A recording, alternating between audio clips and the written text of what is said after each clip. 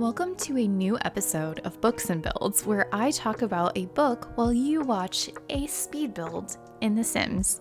For this episode, I am discussing How Can I Help You by Laura Sims and renovating an apartment in Evergreen Harbor. The apartment belongs to one of the characters, and I briefly considered renovating the apartment next door for another character, but I got hungry and never returned to it, so this is what we have. How Can I Help You follows Margot Finch, a circulation clerk at the Carlisle Public Library, which is located in a small town in the middle of nowhere, and I think it's in Illinois. Nobody in Carlisle knows Margot's real name, and they certainly don't know her deepest secrets. What are these secrets, you ask? Only a few years ago, Margot was a nurse who went by the name of Jane. Jane went on the run after killing countless patients, and the truth finally caught up to her. Margot's new life is just how she needs it, quiet and simple. She's even learned how to control her strong and toxic impulses from her past. That is, until Patricia, a recent MLIS graduate, joins the staff as a reference librarian.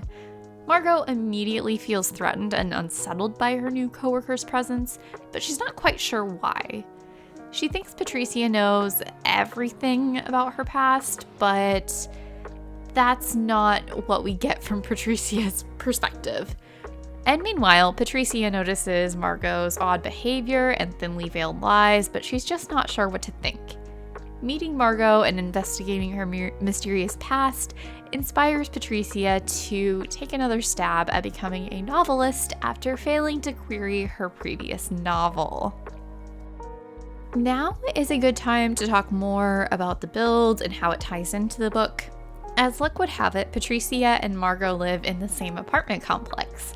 It's described in the book as a Soviet-era building, and a quick Google search gave me next to nothing, especially in the context of the US.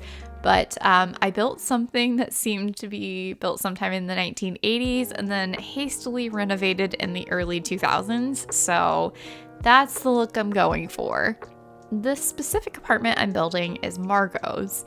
And I thought about building Patricia's, but I didn't have enough ideas beyond adding bookcases and a typewriter, so I just left it at Margot's, and as you'll see, it gets a little more unhinged. For example, the medicine cabinet I just added is so much more than a medicine cabinet. It becomes Margot's faithful companion, and if you've read the book, you know what I'm talking about, and if you haven't, I'm not going to spoil it. I wanted the apartment to feel somewhat cozy, but also sparsely furnished because Margot is unsure if she'll need to go on the run again. She's confident she won't, but because of Patricia's presence, you never know. And despite working at a library, Margot is not much of a reader until she catches Patricia examining We Have Always Lived in the Castle by Shirley Jackson.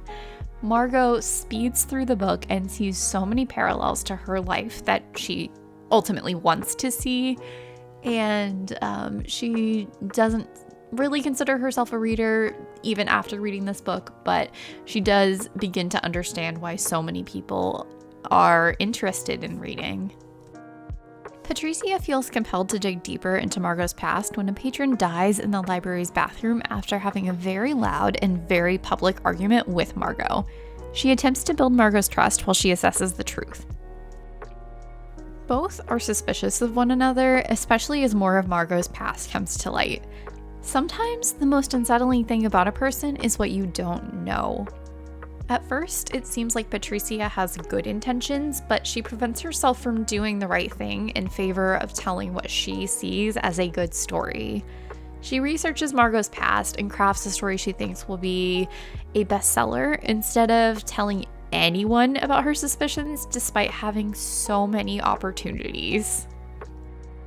As a person with a master's degree in library science, I love to be a hater when people get details about librarianship wrong. And unfortunately, Laura Sims gets so many things correct that I cannot be a hater today. The book does an excellent job of showcasing some of the subtle conflicts the library staff sometimes has with patrons.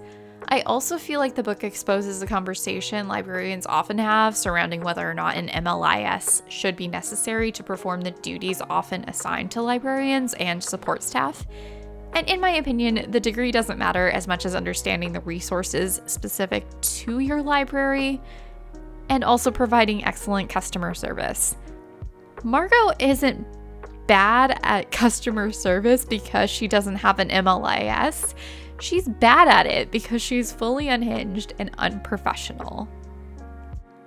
And let's be real here, Patricia also isn't that great at customer service. So neither one of them should have the job that they have. When the end of the book drew near, I wasn't sure what to expect. I still have mixed feelings about it, even a few weeks after reading it, but I can't say much without spoiling important details, and I feel like I've already spoiled quite a bit, so I'm gonna stop talking about the story.